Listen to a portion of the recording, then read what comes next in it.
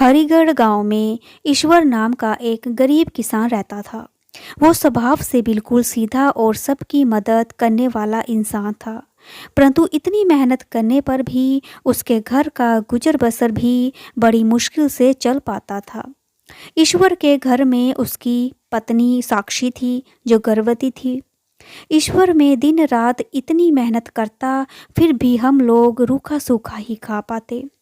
तुम्हारी इस हालत में तो तुम्हारे लिए अच्छा खाना होना चाहिए, परंतु तुम्हें क्या लगता है हमारे पास कभी इतने पैसे होंगे कि हम लोग अच्छा खाना पीना खा सकेंगे और आराम की ज़िंदगी जी सकेंगे? साक्षी, आप इतना निराश क्यों हो रहे हो? आप अपना काम ईमानदारी और मेहनत से करते रहते हो। भगवान हमें इसका फल जरूर देंगे और हर चीज़ सही समय पर ही मिलती है। आपने कभी किसी चीज़ का किसी का बुरा नहीं किया, बल्कि जो भी आपसे मदद मांगता है आप तुरंत उसकी मदद करते हैं। भगवान आपको इसके बदले में अच्छा फल ज़रूर देंगे। साक्षी इसी तरह की बातें करके किशन को दिलासा दिया करती थी। ईश्वर का बड़ा भाई घनश्याम भी इसी गांव में रहता था। दोनों भाइयों ने पिता की मृत्यु के बाद आधी आधी जमीन ले ली थी। घनश्याम एक चालाक व्यक्ति था। उसने चालाकी से अच्छी और उपजाऊ जमीन ले ली थी और बेकार जमीन ईश्वर को दे दी। घनश्याम को अपनी जमीन से पैदा हुई फसल का बहुत अच्छा मुनाफा होता था। वो कभी भी अपने छोटे भाई की मदद नहीं किया करता था और इसके बावजूद भी ईश्वर ने कभी भी इसके बारे में शिकायत नहीं की। ईश्वर अपने खेतों में खूब मेहनत करता। ईश्वर, साक्षी, मैं खेतों पर जमीन जोतने जा रहा हूँ। आज दिन भर वहीं रहूँगा। शाम तक ही काम पूरा हो पाएगा। तुम अपना ध्यान रखना और समय पर खाना खा लेना। ठीक है साक्षी, परंतु क्या आप खाना खाने के लिए भी घर नहीं आओगे? ईश्वर जानता था घर में केवल थोड़ा सा ही राशन बचा है, इसलिए वो जानबूझकर साक्षी से कहता है, देखो मैं वहीं खाना खा लूँगा, लेकिन तुम समय पर खाना जरूर खा लेना। इसी हालत में भूखा रहना बिल्कुल भी ठीक नहीं है। ईश्वर खेतों की तरफ जा रहा था, तभी घनश्याम ने पीछे से उसे आवाज लगाई, अरे ईश्वर, सुना है तो जरा। ईश्वर, अरे घनश्याम भैया। घनश्याम, देखो मुझे तुम्हारी भाभी को लेकर शहर के डॉक्टर के पास दिखाने जाना है। यदि आज तुम मेरी जमीन की जुताई कर दो तो बड़ी मेहरबानी होगी। ये सुनते ही ईश्वर सोच में पड़ जाता है। ईश्वर भैया, आज तो मुझे अपने खेतों की भी जुताई करनी है। घनश्याम बहुत ही चालाक व्यक्ति था। वो बातें बनाकर ईश्वर को अपनी बातों में फंसा लेता है। घनश्याम, अरे भाई, आज मेरे खेतों में जुताई होना बहुत ज़रूरी है और तुम्हारी भाभी को शहर के डॉक्टर के पास लेके जाना भी बहुत ज़रूरी है। ये काम इतना ज़रूरी नहीं होता तो फिर मैं तुमसे नहीं कहता, लेकिन तुम्हारे सिवा मेरा है कौन? ईश्वर अपने भाई की भावुक बातों में आ जाता है और कहता है, ये तो बिल्कुल ठीक बात है। जब एक भाई दूसरे भाई के काम नहीं आएगा तो भला कौन आएगा? आप चिंता ना करें, मैं आज पहले आपकी ही ज़मीन पर जुताई करूँगा, उसके बाद मैं अपने खेतों में जुताई कर लूँगा। आप भाभी को लेकर डॉक्टर के पास चले जाएं। घनश्याम, धन्यवाद ईश्वर, तुमने तो मेरी बहुत बड़ी समस्या हल कर दी। तुम शाम तक मेरे खेतों की जुताई जरूर कर देना, ठीक है ना? मैं शाम तक वापस आ जाऊंगा। इस तरह से अपनी बातों में फंसा कर घनश्याम ईश्वर को अपने खेतों की जुताई में लगा देता है और फिर अपने काम से निकल जाता है। ईश्वर पूरा दिन मेहनत करके घनश्याम की जमीन जोत देता है और शाम को घनश्याम जब खेत देखने आता है तो सारे खेत की जुताई देख उसका मन बहुत खुश होता है। वो सोचता है कितना बेवकूफ़ है मेरा छोटा भाई, मैंने उसे अपनी बातों में फंसा लिया और उस बेवकूफ़ ने अपना सारा काम छोड़कर पूरा दिन मेरी ज़मीन को खोदने में लगा दिया। चलो मुझे क्या, मेरा तो काम हो गया। हा हा हा। घनश्याम ईश्वर से कहता है, अरे भाई बहुत बहुत धन्यवाद, तुमने तो पूरी ज़मीन जोत दी। अरे वाह वाह, मैं कल आराम से इसमें बीज बो सकता हूँ। ईश्वर इसमें धन्यवाद कैसा भाई, अपने बड़े भाई की मदद करना तो मेरा फर्ज है। इस तरह थका हारा ईश्वर अपने घर लौट जाता है। साक्षी, आप हाथ मुंह धो लीजिए और पहले खाना खा लीजिए, बहुत थके हुए लग रहे हो आप। ईश्वर मन ही मन सोचता है मेरे लिए खाना बचा ही नहीं होगा, और अगर बचा होगा तो शायद इसी ने कुछ नहीं खाया होगा साक्षी ने। ईश्वर ये खाना तुम खा लो, मुझे बिल्कुल भी भूख नहीं है। क्या हुआ, आपको भूख क्यों नहीं लगी? ईश्वर, अरे आज घनश्याम भैया ने खेतों पर काम चल रहा था ना, तो उन्होंने मुझे खाना खिला दिया और अब मुझे और खाना खाने की भी बिल्कुल भी इच्छा नहीं हो रही। घर की स्थिति देखकर ईश्वर के मन ही मन बहुत दुखी होता है और सोचता है, हे भगवान, मैं कितना बेबस हूँ कि अपने पत्नी का भी पेट नहीं भर सकता। बेचारी इस हालत में भी घर का सारा काम करती है, लेकिन फिर भी उसे खाना नहीं मिलता। मुझसे इसकी हालत नहीं देखी जाती। ये सोचते सोचते ईश्वर सो जाता है।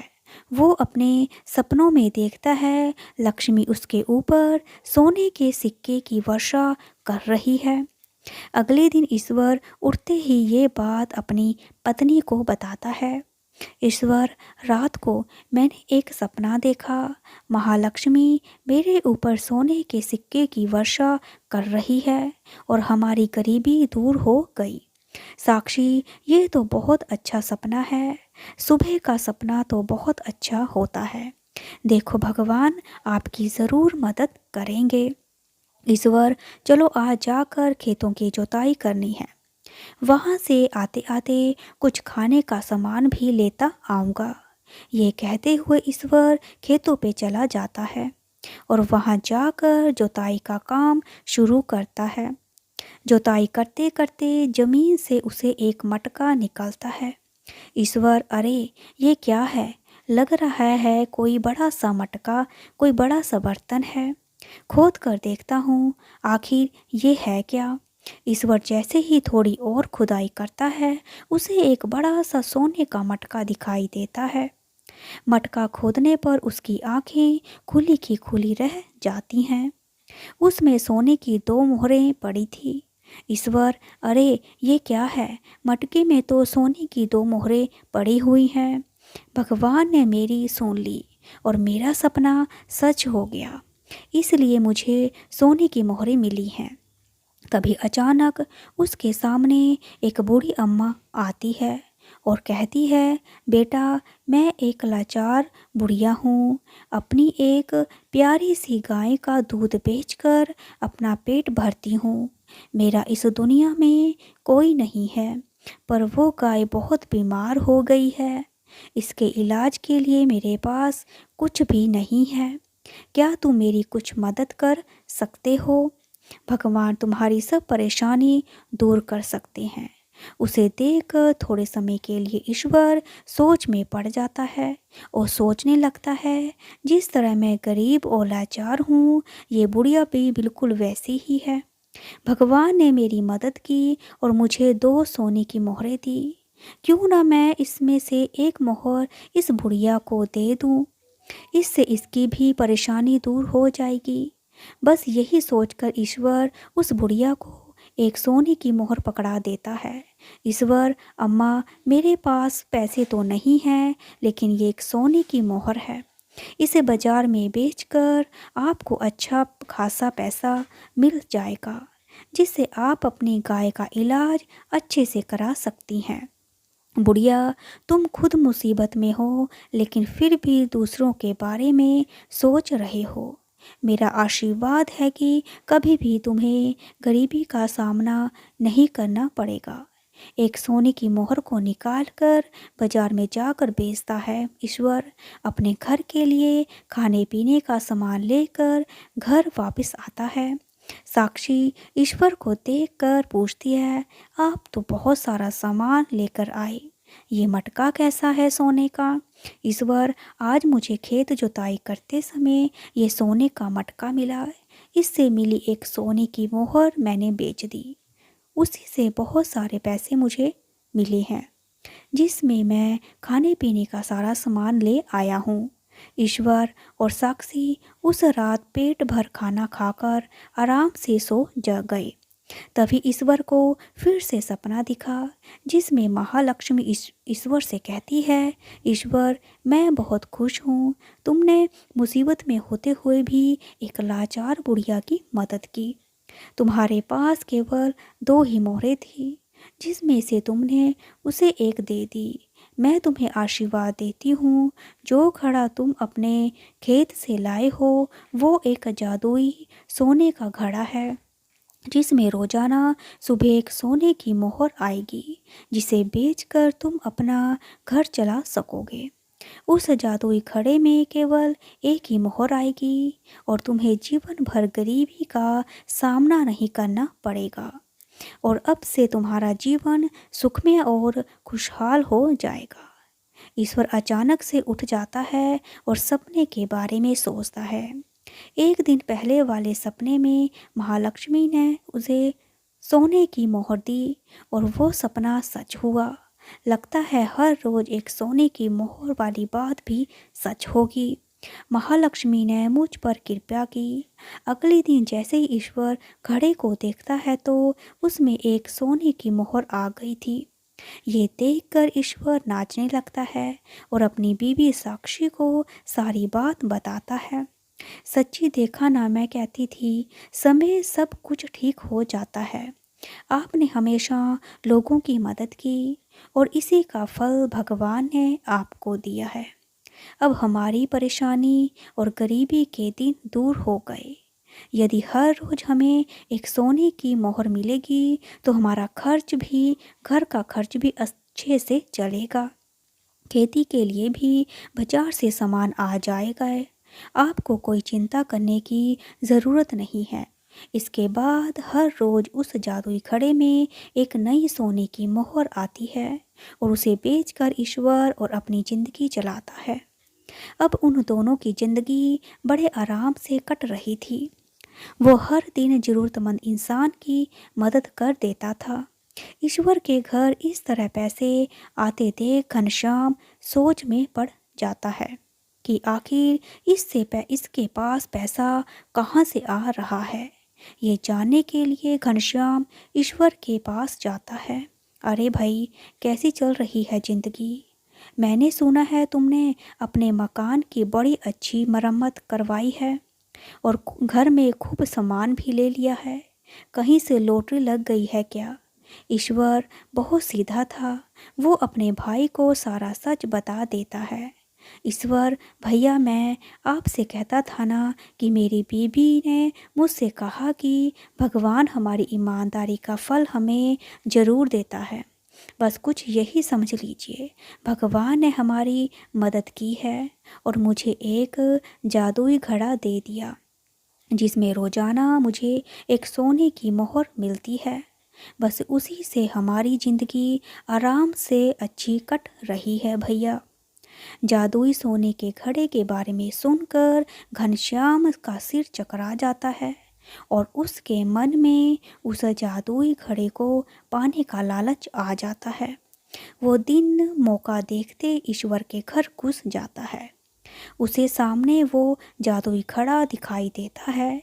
घनश्याम, अरे ये यही है जादुई घड़ा।